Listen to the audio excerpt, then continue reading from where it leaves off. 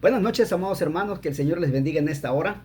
Hoy es lunes, ¿verdad? Y tenemos la noche de hablar acerca de los lunes. Recordemos que estamos hablando lunes, miércoles y viernes de un tema interesante que estamos llamando como los eslabones escondidos o los eslabones perdidos en la Biblia, ¿verdad? Hemos hablado temas interesantes, los cuales he visto el resultado por medio de sus vistas y ha sido pues de un agrado para su servidor el llevar a cabo estos temas tan interesantes. Les recuerdo que estamos en la cuenta de YouTube y de Facebook para que nos sintonicen, ¿verdad? Y también le hagan partícipe a sus amigos, a sus familiares, a sus hermanos, a los hermanos en Cristo, ¿verdad? Si algún pastor no los ha visto, pues puedan hacérselo ver para que también pues él conozca de estos mensajes, aunque no está por demás hacerlo, ¿verdad? O el pastor que puede también llevar a cabo estos mensajes hacia la iglesia porque son de sumo interés. A final de cuentas es la palabra del Señor y todos tenemos que contribuir en algo para con todos nosotros, ¿verdad?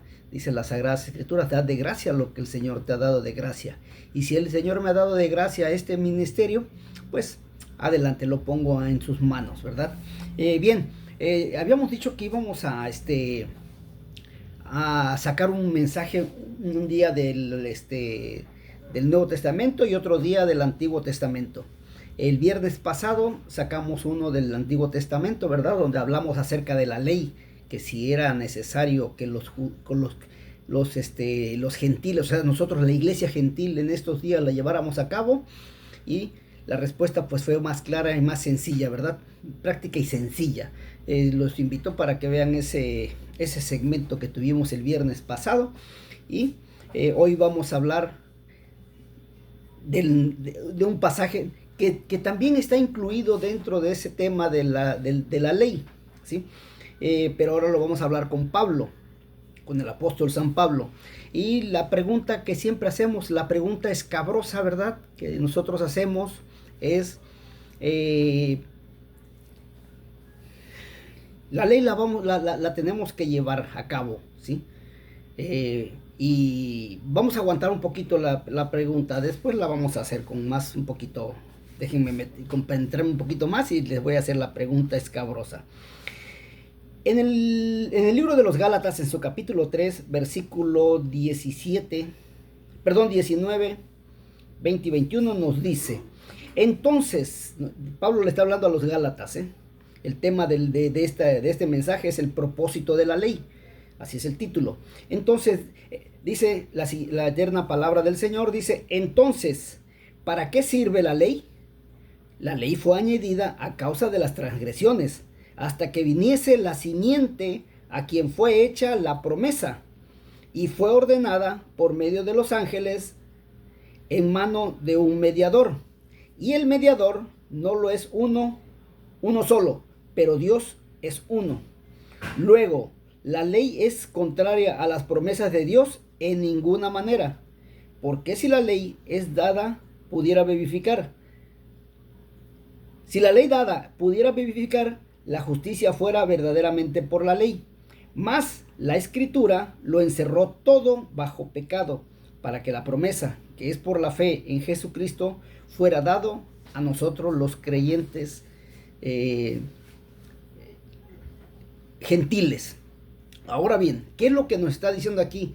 Que la ley es la que nos muestra el pecado que nosotros cometemos, ¿sí? La semana pasada hablamos acerca de los 10 mandamientos, que es la ley que Dios le dio a Moisés, porque los demás, los 613 decretos, ese es para que el pueblo se manejara, ¿sí? Sin embargo, la ley de Dios solamente consta de los 10 mandamientos que le dio en el Sinaí. Ahora bien, Pablo dice que debemos de seguir la ley. Sí, tenemos que seguir la ley. Para nosotros también fue dada. Pero ahora viene la pregunta escabrosa. ¿En qué momento, cuando Dios le da la ley a Moisés en el monte Sinaí, en qué momento, pues Dios incluye a judíos y gentiles? Si en ese momento la ley se la estaba dando a los judíos, Entonces, ¿en qué momento Dios le da esa ley? Involucra, más bien dicho, a la iglesia gentil con respecto a esa ley. Quizás algunos me digan que cuando Jesús vino, murió, pero no es cierto, porque Jesús desde antes de su muerte había hablado de que él no había venido para abrogar, ni eliminar, ni quitar la ley de Moisés, sino para hacerla cumplir. Y él la cumplió, o sea, los 10 mandamientos. Eso lo vimos en el segmento anterior, pueden revisarlo con mucho gusto. Pero ¿en qué momento nos involucra a nosotros los gentiles con el pacto que le estaba dando Dios al pueblo de Israel con respecto o con relación a esas 10 leyes? Bueno, vámonos al libro de Éxodo, en su capítulo 32, ¿sí?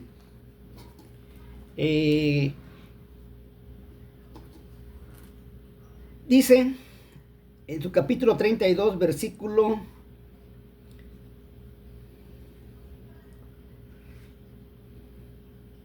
19, dice: y aconteció que cuando él llegó al campamento y vio el becerro y las danzas, ardió la ira de Moisés y arrojó las tablas de sus manos y las quebró al pie del monte. O sea, cuando Moisés estaba en el monte Sinaí, que Dios le estaba dando las tablas de la ley, o sea, los 10 mandamientos, el pueblo de Israel comenzó a hacer aquel becerro de oro, ¿verdad? ¿Se acuerdan? Entonces, cuando Dios le dice a Moisés: baja porque tu pueblo está pecando, ¿sí? Entonces Moisés viene con las tablas en sus manos, y cuando ve esta escena que están adorando a un becerro de oro y danzando, eso, ahí les va para esos danzarines, ¿verdad? Que les gusta danzar dentro de los templos, ¿sí? Moisés se enoja y quiebra y arroja las tablas de la ley. Pero ahora viene otra pregunta interesante y también podría ser un tanto escabrosa, pero vamos a verlo, ¿sí? Moisés rompe las tablas de la ley por enojo, por descuido o porque las quiso arrojar. ¿Por qué rompió Moisés las tablas de la ley? Él sabía perfectamente que esas leyes las había escrito directamente la mano de Dios. Y por muy enojado que estaba, no era conveniente que él rompiera esas tablas, porque por el valor que significaba. Sin embargo, él dice, colmado en ira, las rompió. Pero, ¿realmente eso sucedió? ¿Sí? Bueno, miren, amados hermanos, vayamos a esto. Cuando Dios le da la ley a Moisés, la ley a Moisés, ¿sí? Él tenía que dárselas al pueblo para que ellos supieran cuál es la ley que Dios les daba para manejarlos, ¿sí? Y para que ellos sirvieran a Dios y a sus semejantes. Ahora, cuando Moisés llega y ve eso, ¿sí? El sabedor, conocedor de lo que Dios había escrito en esas tablas, dijo: no se las puedo dar. No le puedo dar estas tablas, porque si les doy estas leyes, si le hago al pueblo saber estas leyes, Dios tiene todo el derecho, aunque lo tiene porque es soberano, pero se tiene todo el derecho de que en este mismo momento, en este mismo instante, puede destruir a todo el pueblo junto, en este mismo momento. Porque Dios tomaría el derecho que le correspondería por medio de esas tablas. ¿Y cuáles son esos derechos? ¿Sí? Porque el primer mandamiento que Dios le daba en esas leyes era: no tendrás dioses ajenos delante de mí. Y ellos habían hecho el becerro. No te inclinarás a imagen ni a ninguna semejanza, ¿sí?, de lo que está arriba. 2, ¿sí? No te inclinarás a ellas ni las honrarás, porque yo soy Jehová tu Dios fuerte y celoso, que visito la maldad de los padres sobre los hijos hasta la tercera y cuarta generación de los que me aborrecen. Y ahora, de Egipto salieron 4 generaciones: el bisabuelo, el abuelo, el padre y el hijo. Entonces, las 4 generaciones que él podría castigar por fallarles con respecto a esa segunda ley, le daba el derecho a Dios de destruirlos en ese mismo momento. Y el tercero: no tomarás el nombre de Jehová tu Dios en vano, porque no dará por inocente Jehová al que tomare su nombre en vano. Entonces, si Moisés les daba esas leyes al pueblo, le daba la entrada a Dios para que Dios en ese mismo momento los destruyera. Los destruyó porque esa gente no entró al pueblo, a la tierra prometida. Todos ellos murieron para dar cumplimiento a lo que Dios había hecho. Pero entonces Moisés no rompió no quebró las tablas por enojo, sino porque fue un intercesor de su pueblo. Pues si se las doy, Dios los va a destruir en este mismo momento. Y por eso es que prefiere quebrarlas.